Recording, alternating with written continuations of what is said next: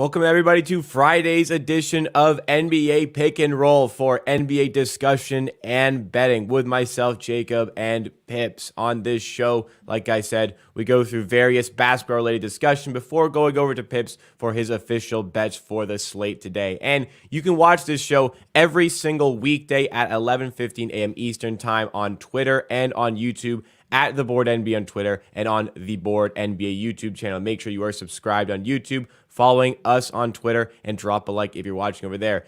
After the stream, you can also catch this in podcast form wherever you get your podcast. Make sure to rate 5 stars over there. So we've had a 50-50 week so far. We'll recap the plays in just a second here. We've had 2 plays, no show yesterday because there was no NBA games, but for the first 3 days, 2 plays each day. All of them have been 50% days. So great opportunity today was 3 official plays to really make it a profitable week. But before we get into the recap and the official plays, I did want to discuss, because we're about a little bit under a quarter into the season. Pips, I'm going to go over to you to ask, who was your title favorite going into the season, and has that changed at this point?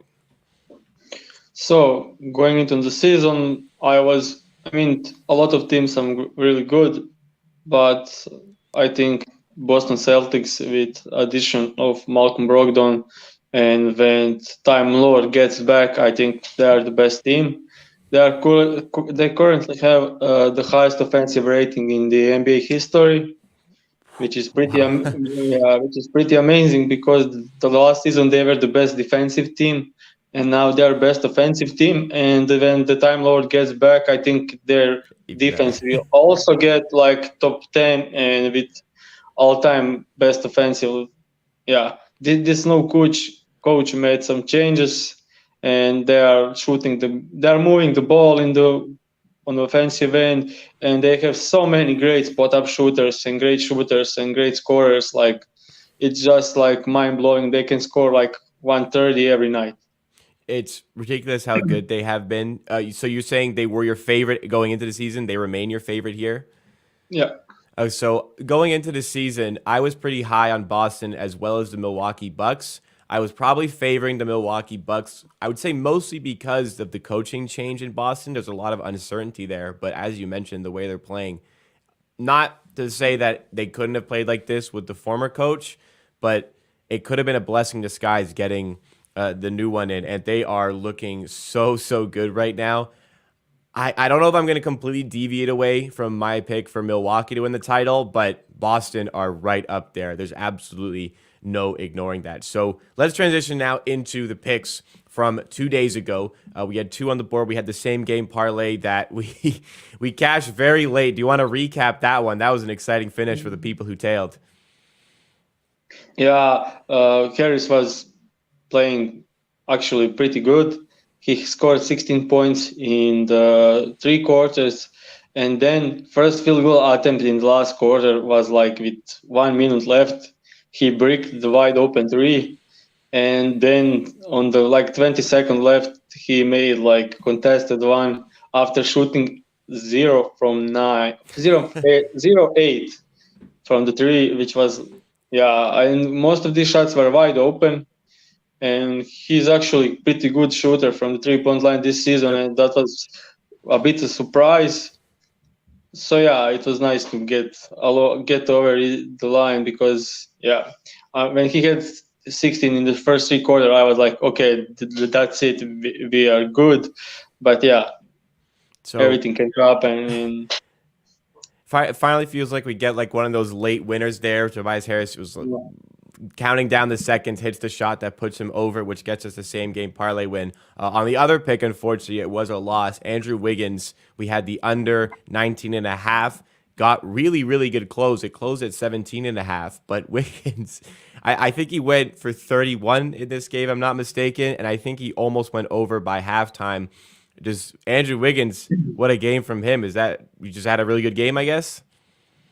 Yeah, they focused their entire defense on Steph Curry, and that opened up a lot of space for Wiggins, which teams usually do, and he still doesn't get over this line.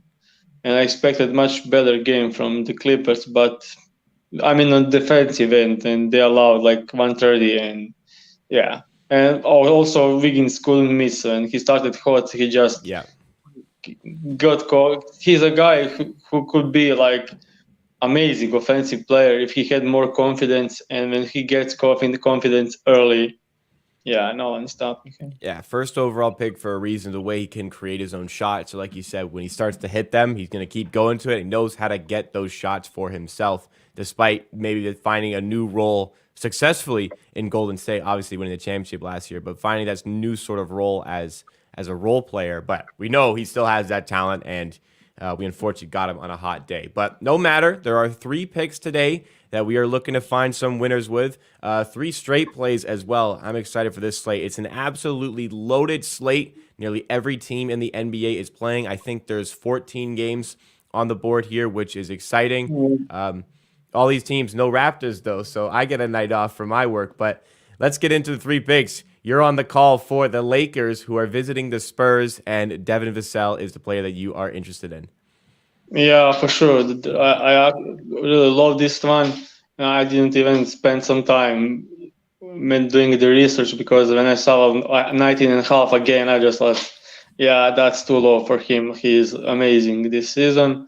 And the bet is Devin Vassell over 19 and a half points, which is minus 123 at the Caesars. A bit more juice on our picks today because some moved over the last couple of minutes, like last half an hour. But still think this is great. This graph shows Devin Vassell last 10 games with 25 plus minutes, and he's covering this line pretty easily. Thus, this 17 points under came against the Lakers. He scored 17 points in, I think, 28 minutes because it was a huge blowout. But it's different tonight. I think Jacob Poeltl back, and LeBron James is also back, which means Lakers will play at the higher pace and they will have a much worse defense. There is also no Patrick Beverley tonight. So all in all, I think this is a great spot for Vassell, who is just killing this line for the entire season when he gets the minutes. And in tonight's matchup, I think the Vassell could see probably 35 minutes. And when he gets over 30 minutes, he's covering this in like, I don't know, like I think it's 8 out of the 9 with 23 points of average, and I think this line should be like at least 20 and a half, but probably 21 and a half to be like a good line. So looking for some good close on this one here. This is one that you seem to be a big fan of, and the Spurs, like you mentioned, this season where they had a hot start. They've lost a ton of games since then, but they've afforded a lot of these guys the opportunity to express themselves. Devin Vassell's a guy taking advantage, having a good season. So we'll move into the next pick here. And for the 3rd time this week, we are trusting Tobias Harris with the money. Has not failed us yet, but going back to the over on Tobias Harris, again, 3rd time they're playing against the Magic here.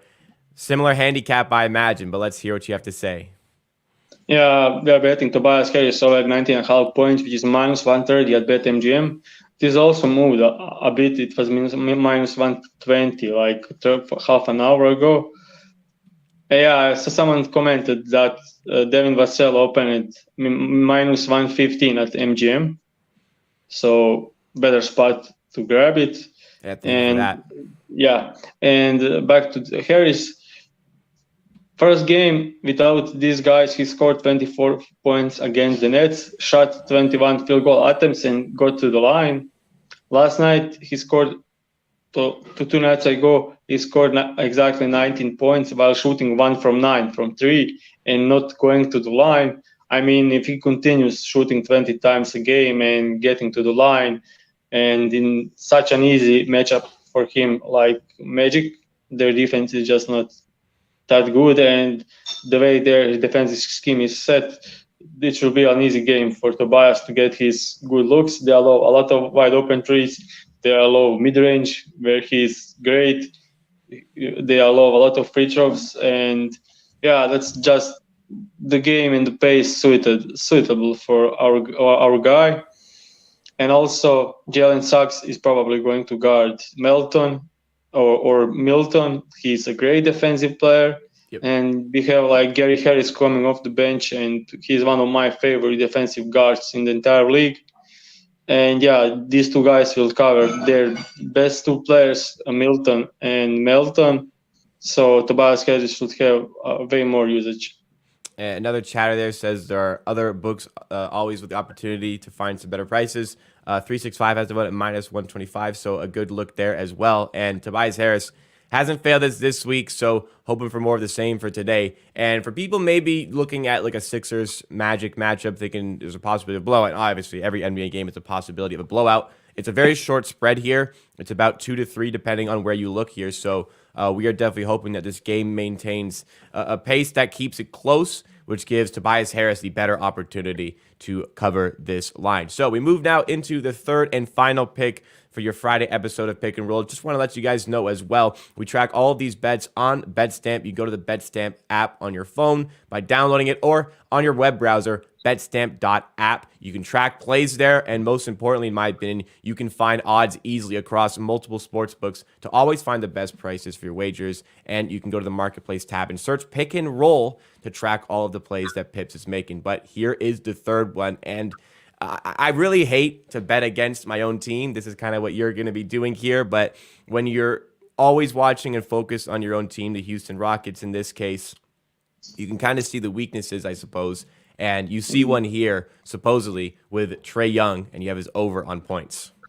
So we are betting on Trae Young over 26.5 points, which is minus 125 at DraftKings. And yeah, as you said, like Kevin Porter Jr. and Jalen Green are just not capable of guarding Trae Young.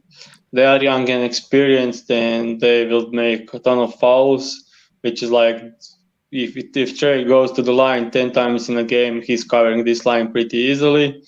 And actually, one of the best things about this bet is Trae Young started the season very poor, and he shot like 35% from the field over the first 15 or like 12 games.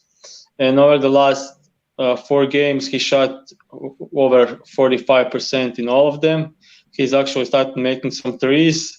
And yeah, if he can be efficient, and I don't see a reason why not to be efficient against the Hawks, against the Houston, sorry. Rockets. Against my Rockets, I think he could cover this line pretty easily. And also, Rockets are pretty good this season defending bigs.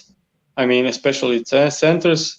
They allow a lot of points to the power forwards, but they had difficult matchups like Giannis and some guys that scores a lot. And Jabari Smith is actually a pretty good defender.